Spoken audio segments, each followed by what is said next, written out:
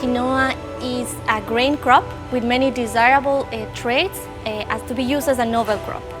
I study physiological responses of quinoa to several environmental stresses such as drought and salinity. I am Viviana Jaramillo and I'm a guest researcher in Wageningen University and Research. The aim is to understand how quinoa is able to grow under drought and salinity.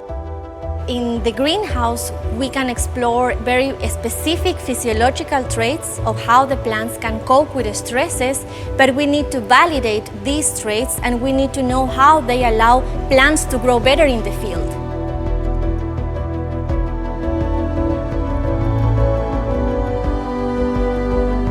So one of the advantages of MPEC is that we can use the scales to monitor what is happening in the plant, but we can also monitor what is happening in the environment. And for that, the greenhouse is equipped with several probes that can measure traits in the environment like humidity, light intensity, among others.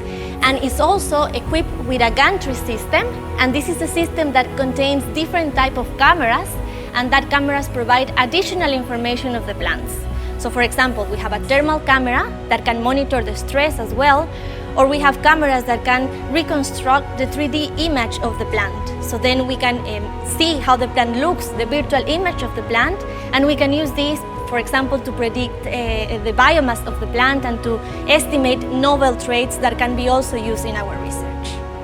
Well, in the past, what is done here in this greenhouse was a very laborious and time-consuming point, and it was not in high resolution or high throughput. So we needed, for example, to do a harvest of the plant, so destructive measurements in which we cut the plant and then we can measure the weight and then estimate how it was growing in time, or we need to cut the plant, cut the leaves and measure the leaf area. So with this kind of system, we can automate all these measurements without destructing the plants and be able to study these physiological traits longer and easier.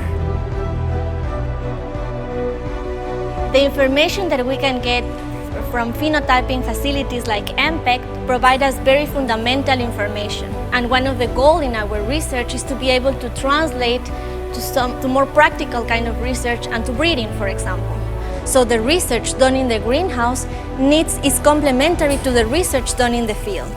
Here we understand the traits. In the field, we investigate how those traits allow us to develop better varieties.